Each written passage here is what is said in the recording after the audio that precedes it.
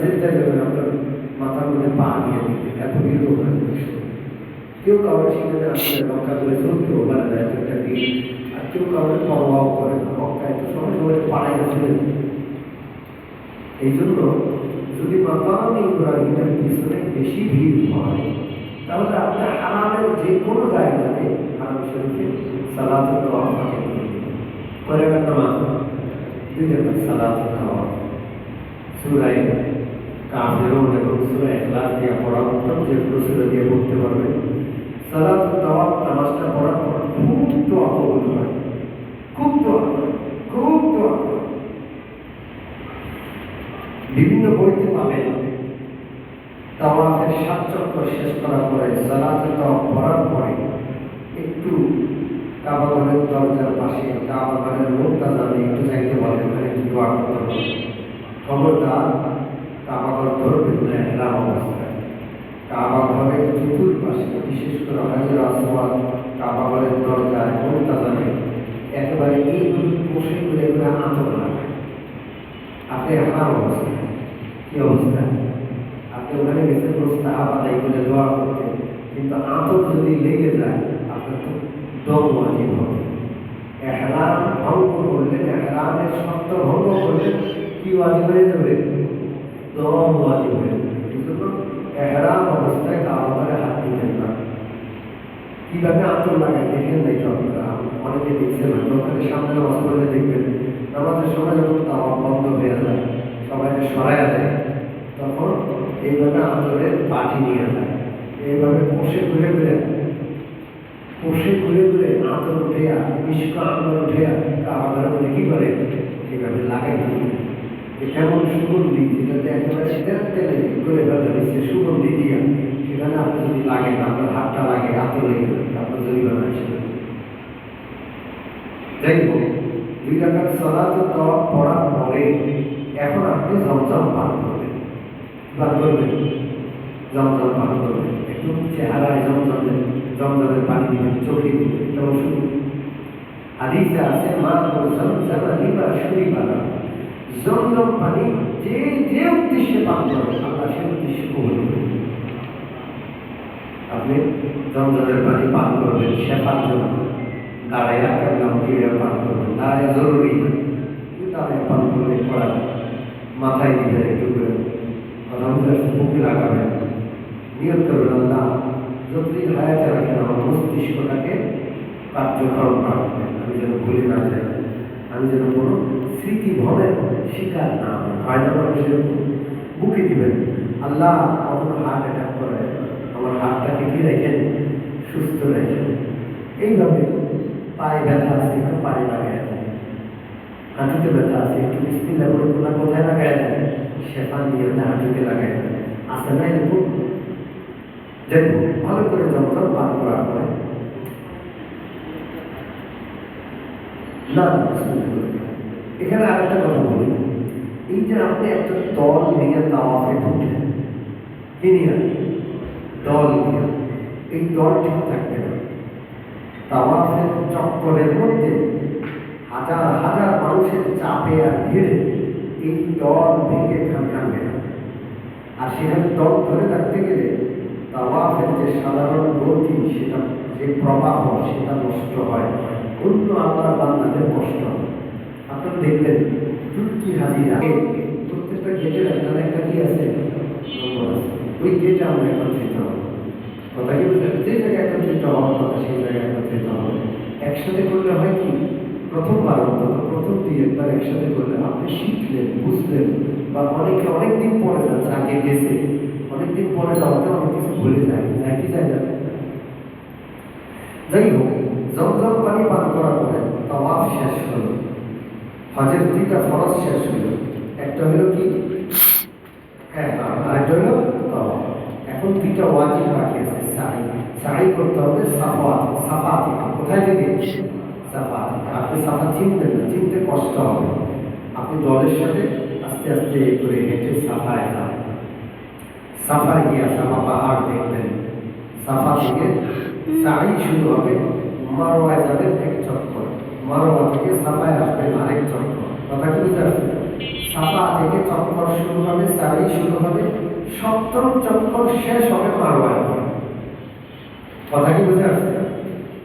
অনেকে মনে করে সাফা থেকে মারওয়া গিয়ে মারওয়া থেকে আবার সাফা আসবে 1 চক্কর, 2 চক্করে 1 চক্কর মনে করে 14 গুণা দিয়া তারপরে কি করে সাই করে। দেখছেন যে অবস্থা, এরকম হাদিস অনেক আছে।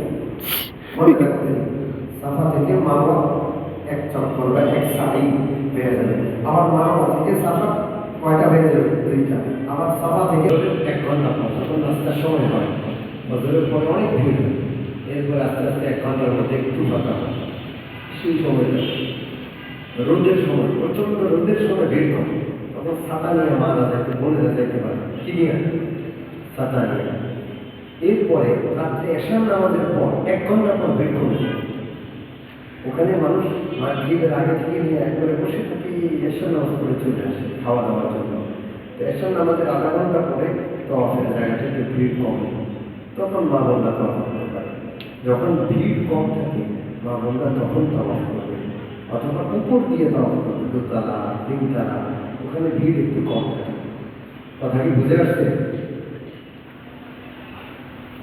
সম্মানিত উপস্থিতি, 7 চক্কর যখন সারিতে শেষ হবে, কয় চক্কর?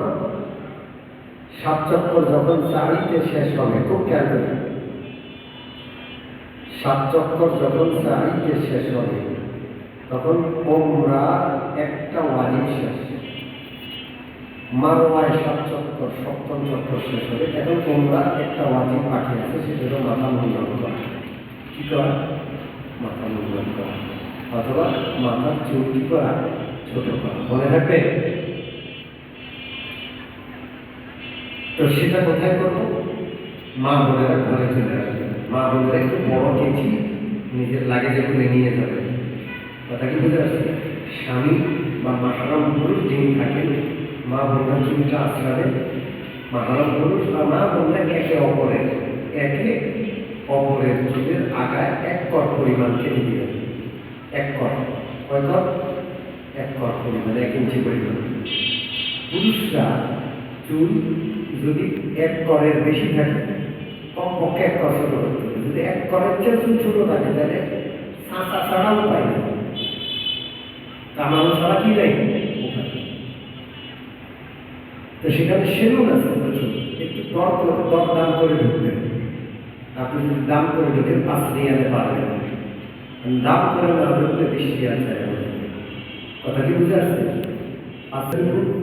এবং যদি সাহস থাকে, অনেকের সাহস নেই, মাথা কামানোর সাহস নেই, এরকম লোকেরা মাথা কামাই থেকে মাথা কাইতে একবার রক্তাক্ত করে দিচ্ছে। সহজ জিনিস, এটা কি জিনিস? সহজে শিখে নেওয়ার চেষ্টা করবে, তাইলে আপনি বহু সওয়াব পাবেন। আপনি 1 জন 10 জনের মাথা মুন্ডন করে দিতে পারবেন।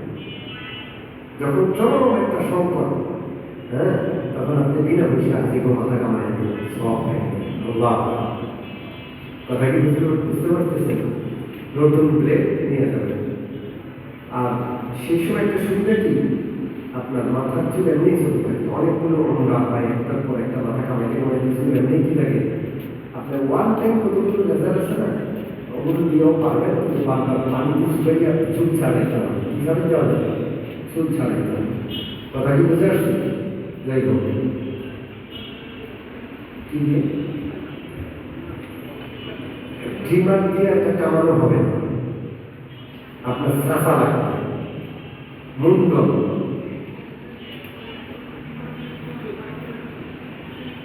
তারপরে এটা মুন্ডন না, ট্রিমার দিয়ে কাটলে এটাকে কি বলে না, ট্রিমার দিয়ে আপনি তখন কাটতে পারবেন যখন আপনার চুল 1 করের বেশি থাকে, তখন ট্রিমার দিয়ে এটাকে ছাটানো হবে। কি বলবে? ছাটানো হবে। যাই হোক, তা আপনি যখন মাথা ছাটিয়ে ফেলবেন, মাথা কামিয়ে ফেলবেন, মাথার চুল ছোট করবেন, আপনার ওমরা শেষ। আপনার কিসে আসে? ওমরা শেষ। সময় কম, আমরা খুব সংক্ষেপে হজের আলোচনা করব। গুরুত্বপূর্ণ কথা বলে রাখি, আমাদের সফরটা হলো হজের সফর। একটা অংশ পালন হলো ওমরা। এই ওমরা পালনের পরেও দেখা যাবে আমরা 40 দিন থাকি। এই 40 দিন হলো হজের আগে পরে সব মিলে। মূল হজ হইল আমাদের 5 দিন। মূল হজ কয়দিন মনে রাখতে হবে, কয়দিন? ওই 5 দিনের জন্য আমার সুস্থতা, আমার শরীরের শক্তি সামর্থ্য কিন্তু কি করতে হবে? সংরক্ষণ জমাইতে হবে, সঞ্চয় করে রাখতে হবে। ঘুমাইয়া মানে শরীরকে একবারে তাজা বানায় ফেলতে হবে। আপনি সারাদিন হারামে আবাদত করতেছেন, ঠিক হজে যাওয়ার এক মুহূর্তে আপনার সুস্থ হয়ে গেছে। কথা কি বুঝতেছেন? চরম সংকটে আপনিও পড়লেন, আপনি সবাইকে সংকটে ফেললেন। গোটা দলের একজন হাজি অসুস্থ হলে সবাই সমস্যা হয় কেন? যাই হোক, এর মধ্যে আপনাদের মদিনার সফর হইতে পারে, এর মধ্যে মক্কায় হয়তো আপনারা লম্বা সময় থাকতে পারেন। আপনি হিসাব করে আবাদত করবেন, বাস আপনার প্রধান কাজ হল 5 ওয়াক্ত নামাজ হারামে পড়ার চেষ্টা করা। এটাই আপনার কাজ। কয়েকটা নামাজ হারামের নামাজ ছাড়বেন না, আর হারামের নামাজ